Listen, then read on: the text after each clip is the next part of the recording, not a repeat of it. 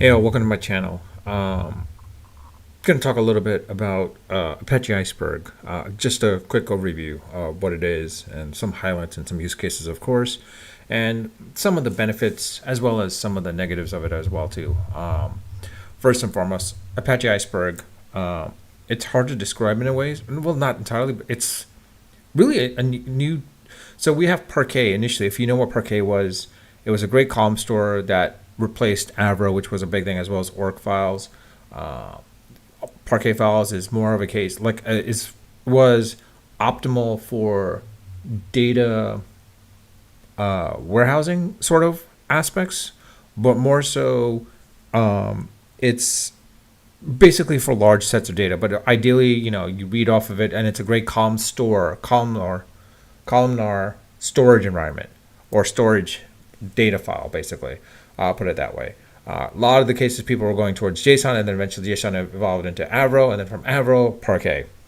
And that was more in the MapReduce world and Spark world more than anything else. And now, outside of Spark, you've got now also Snowflake and all these distributed or MPP database architectures that are starting to use that at that point. Now, Iceberg is more of a case because the fact is you have a lot of more and more data sets coming into play that you're having petabytes of data that are playing a big factor into this. And it's one of those things where um, you need some scalability for it. Parquet still works, but it doesn't handle certain aspects of transactions and compliancy, basically. And that's where Apache Iceberg came into play. It's a table format for data lakes that provides a number of benefits. For one of them is specifically for performance, scalability, durability, flexibility, and of course simplicity. So now Apache Iceberg is again another columnar format, and it significantly improves the significance of queries that only need to access a subset of the columns. That's one of the nice things about that. Supports data compaction, which is pretty cool too as well too, similar to the way Parquet does. And of course by reducing it, you can improve performance by reducing the size of the files in that situation. The one other thing is it uses a distributed architecture that can be used to store and query data across multiple machines. Similar to Parquet again, and so you're still asking, it's like, all right, why would I want to use Iceberg versus, let's say, why would I want to use Iceberg over, let's say, Parquet? One of the other things that Iceberg does support is partitioning, which, especially when it comes to large tables, again, Parquet supports in that aspect. It's still a case where it improves performance when you're partitioning, and some types of partitioning, of course, you can partition against is dates, regions, states, whatever it may be. The one thing though that is different between Parquet and Iceberg is the way that Iceberg tables are stored. They're in a transactional format, meaning it's not lost. So it supports some aspects of ACID complicit, or it's ACID compliant in certain cases where you don't lose data in a sort of failure. Where you can happen where that can happen with Parquet in that aspect. And also the other aspect is Iceberg tables. They are replicated across multiple machines, which provide an additional protection against data losses. And of course, one of the other big factors is it can be supported in Spark, Hive, and Trino. Now, Trino is something relatively new. I haven't worked with Trino. It's something I got to look into a little bit. But at least with similar to with Parquet in a ways is Iceberg tables. It supports SQL interfaces, which makes them easy for a variety of applications. Specifically, like some use cases for you can say is like for both batch and stream processing, similar to Parquet, using for like data warehousing and data lakes, and for those situations inside of a data lake, some of the applications will be for business intelligence, data analytics, machine learning, and real-time streaming. Of course, one of the a lot of the benefits, of course, of Iceberg, similar to Parquet, is Iceberg tables are designed to be efficient for both reads and writes, which is one of the ideal things. Is like when it comes to writes, scalability can support to large sizes. Parquet does have a limitation where you don't want to go beyond 1 gigabyte in the Parquet Parquet file, whereas iceberg tables, you can iceberg files can be a little bit larger than that. Iceberg tables are durable and can be used for mission critical data, or store mission critical data, to be honest. And it's flexible for, like I said, for some of those applications. And it's just like Parquet, it's simple to use, specifically with Apache Iceberg tables. They're very simple to use, and again, because of the fact that you can use again SQL. Some of the drawbacks for Iceberg is it's a relatively new project, so it's not as widely supported as like Parquet, because Parquet came out much earlier, came out of Google, I believe, and of course became more mainstream and such. But with Parquet, and then the other aspect but Parquet does not support, or can in a ways, that sort of transactional environment. And that's where Delta Lakes come into play, as well as, let's say, Amazon's S3 Select and Google Cloud's BigQuery and such. Those actually work on that situations. But I think one difference is like, the fact is like Delta Lake is a definite competitor to it. Similarly, I think one of the other big competitors as well too is, what was the other one? I forgot the other one. I think it was Apache Hudi. But Hudi was more of a case where it was defined for the Hive tables more than anything else. And then from that perspective, Iceberg now is becoming a little bit more popular, that Snowflake's going to start supporting it as well too. So Snowflake's going to start utilizing it a little bit more over, with Parquet, of course, giving the options for each one. And of course, one of the big things is Iceberg is, definitely being used by Airbnb, Spotify, Uber, and I believe, let me look at the website for a second. And I believe, outside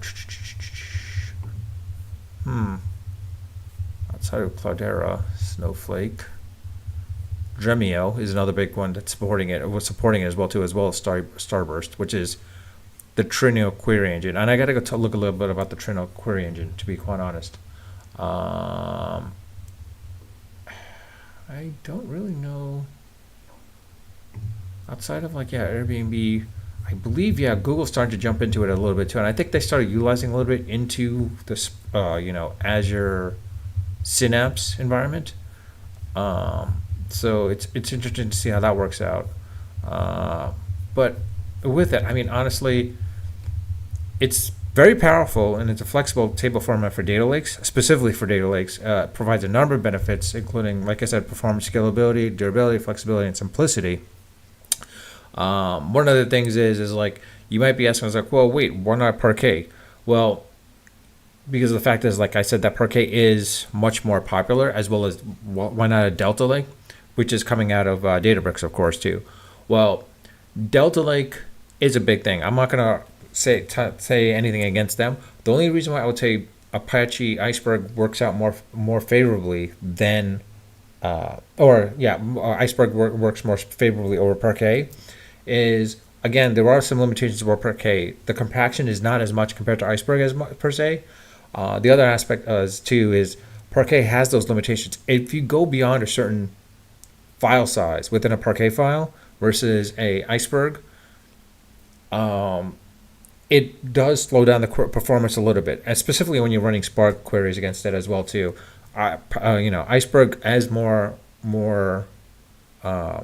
flexible in that perspective, to the point where you can do partitioning within Iceberg tables. Parquet, not as much per se. You can, but it's very tedious, to put it that way, to do that.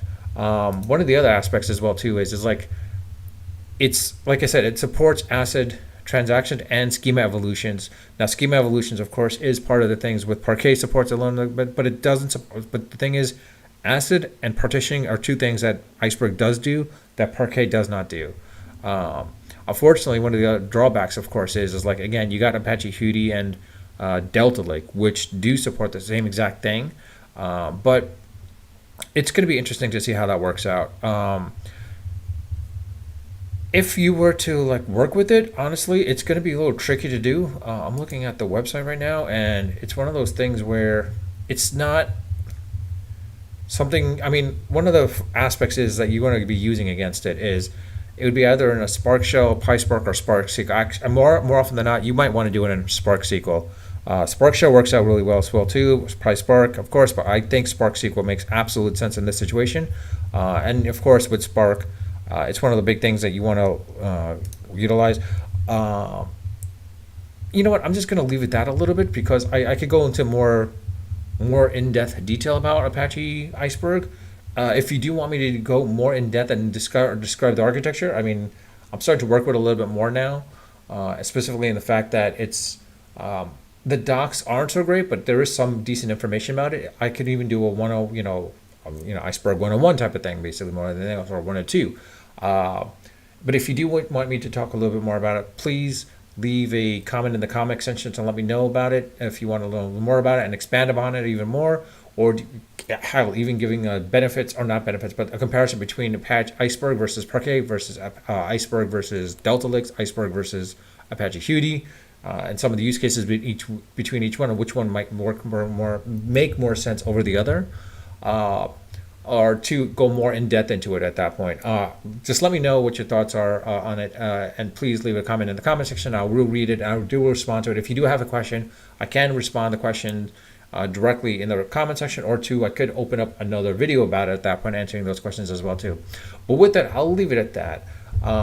If you enjoy my video, enjoy my content, enjoy my channel, please subscribe if you haven't subscribed. If you don't like it, but still want to watch my videos, you're welcome to subscribe to it as well too, if you haven't subscribed. But with that, I'll leave it at that. Again, even though Iceberg's a relatively new application, or not application, it's a new format that's out there. It's one of those things where it's gaining enough momentum to the point where, like, the fact that Snowflake is willing to apply it as well too is pretty interesting. And let's not forget Dremio is another big factor as well. And Dremio is becoming a more and more mainstream type of thing. So that's one of the things that'll be interesting as well too. And outside of that, I'll leave it at that. Oh, that's one of the other aspects as well too, is with Iceberg, you can sort of create these table snapshots, so that you can sort of, like, do almost like a change data capture, similar to like the Delta Lake. That's one of the other big things as well too. So with that, I'll leave it at that. Let me know your thoughts, and with that, I'll end it. Unfiltered, unedited, and unrehearsed. Until next time.